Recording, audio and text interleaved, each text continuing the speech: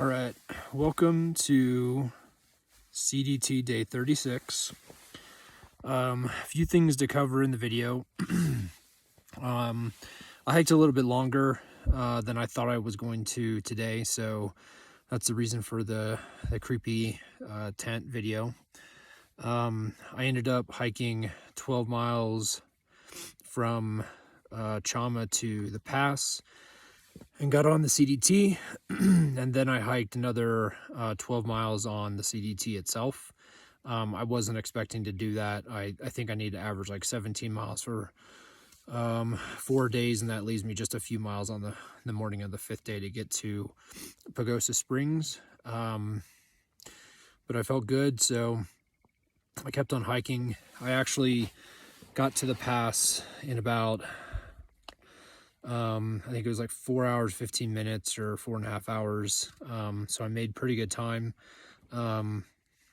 considering it was uphill. So those 12 miles from Chama to the pass, I actually don't need all 12. I think if I remember correctly, the border for Mexico was like 9 or Mexico. The border for New Mexico was 9 or 9.5 miles from Chama, and when I added that to my total mileage, I hit 600. So I was able to get 600 miles in New Mexico, regardless of the road walking and all that stuff. So yay.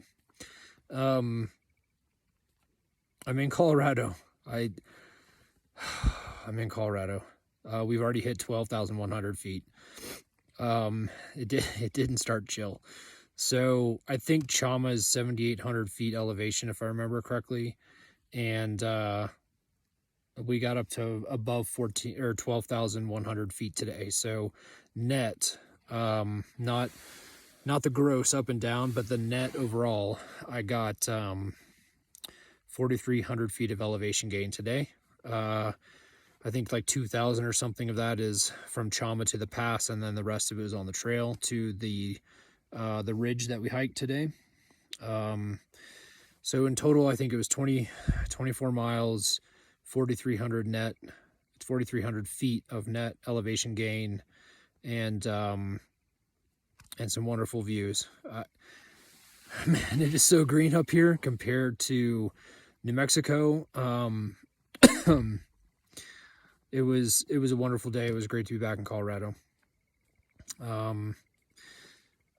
It was interesting because I asked a person who is about 4 days or so ahead of me if they use traction every day. Traction meaning like micro spikes or crampons every day between the pass and Pagosa Springs, and they said yes.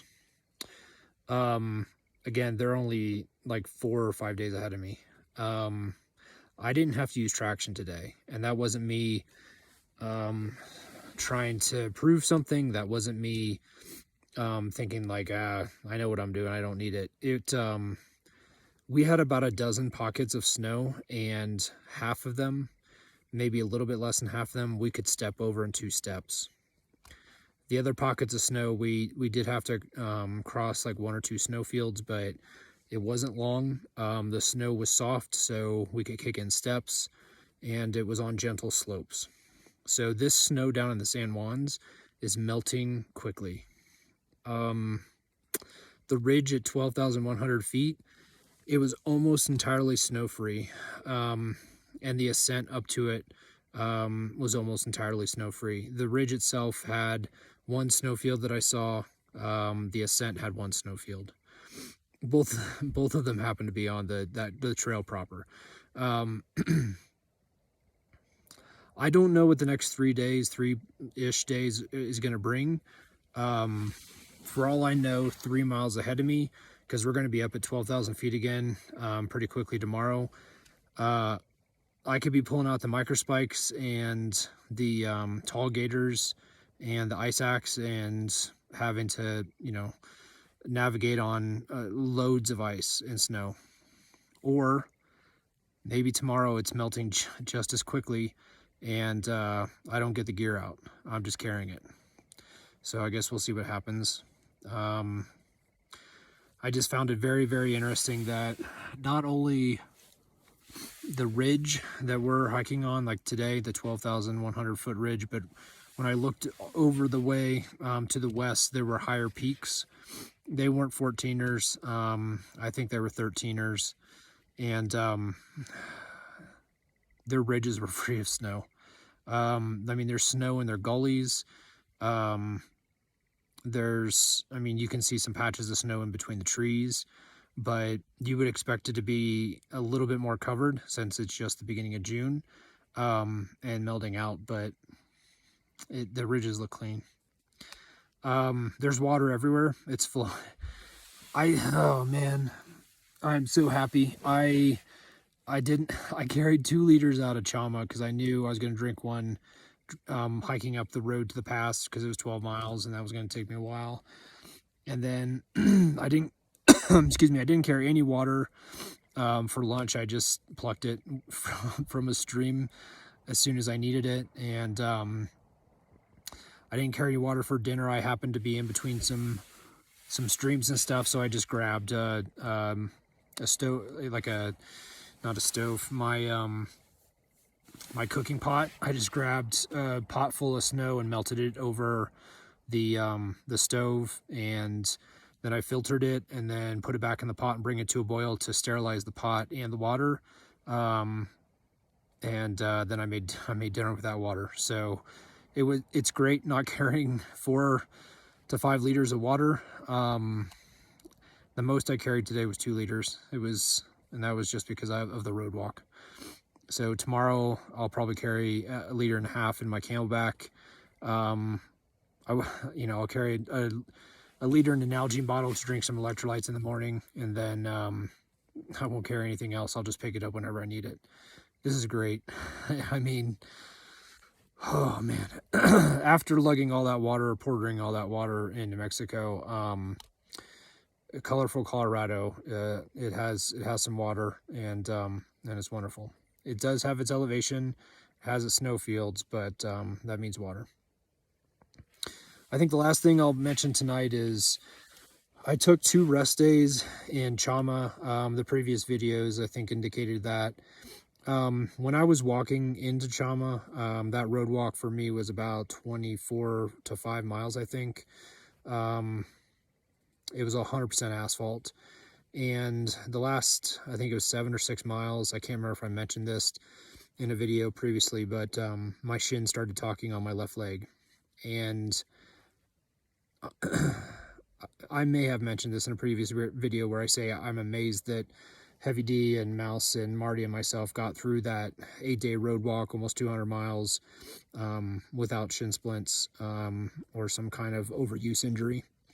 But the 2-day rest seems to have to work, or to have worked. I didn't feel any pain when I was walking the road today, and then once I got on trail, I didn't feel any pain. I stretched it when I got to camp, and it doesn't hurt. So I think the extra 0 day was exactly what I needed, just to let my body rest and make sure I wasn't overusing anything, and allowed me a couple of extra days to stretch and just walk around town to keep the blood flowing. So that's good news. I did pick up, excuse me, I did pick up a little bit of a frog or a cough today. Something went down the wrong windpipe, so I'm hoping my body's just trying to work that out. It is cold. Like, I know, already setting up the tent, I know it's going to be cold tonight, so I'm fully pulling up my sleeping quilt. So that'll be cinched full, and it'll be a cold evening. So maybe that's why, part of the runny nose and the frogginess is just the fact that there's a chill in the air, and I'm camping, I think, at, I want to say it's like 11,800 feet or 11,600 or 7, something like that.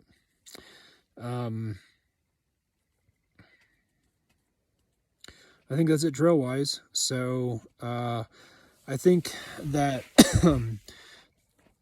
today's shout out is to I think the ingenuity of the CDT hikers and figuring out what they're going to do when 3 national forests close the northern half of New Mexico. Like I've heard so many different alternates that people took. And what I mean by that is some people grabbed a Greyhound bus, went to Albuquerque, grabbed another bus, and got to Chama. And they sat in Chama for, I don't know, 3 or 4 days. And then they, entered Colorado. I heard a group of guys decided to go to Utah and do a road trip, just to let the snow melt in Colorado. I heard some other folks were in Cuba, so they did a road walk from Cuba to Chama. Some people actually were in Grants or Pie Town and hiked to Grants, and then didn't do a road walk between Grants and Cuba, but found a way to get some transportation to Cuba and then did a road walk. There's a couple of guys that flew up to Canada, and they were going to wait 2 weeks, and then they were just going to do a flip-flop, which means they started northbound, and it didn't work out, so they're jumping up to the border, and they're going to do southbound, and they're going to hike Montana, Idaho, Wyoming, and Colorado, and then if the forest is open, they'll hike into New Mexico and finish their hike. Some people stepped off entirely. It seemed to be people that had visas that were from different countries that came in, so those people seemed to not have enough time on their visa, so they stepped off. But there were some other folks that we heard just stepped off entirely, and I think they're going to give it a go another year. And then of course there was 4 crazy fools, and then we found out there was a 5th person who followed the same road walk that we did from Grants to Cuba, Cuba to Chama, and then Chama to the pass. His trail name is Wingnut, and we hiked with him. He caught up with us, and we hiked with him for a day into Chama, and he mentioned he saw our footprints as he was doing the road walk, like in the dirt and that kind of stuff. So there were five crazy fools who did a road walk from Grants to Cuba to Chama, to the pass. So I think the patience and ingenuity of the CDT hikers just to figure it out. This trail there's so many alternates, there's so many twists and turns, there's so many aspects that make this trail one of the most difficult ones to hike, and of the Triple Crown, I think many people consider it the most difficult. And so just, again, the patience and ingenuity to hear how people are getting around it is pretty impressive. So shout out to everyone on the trail trying to figure things out. All right, that's it. Everyone have a nice evening. I hope that everyone's safe and you're enjoying the videos. Thank you for watching the videos, and I'll talk to you folks tomorrow.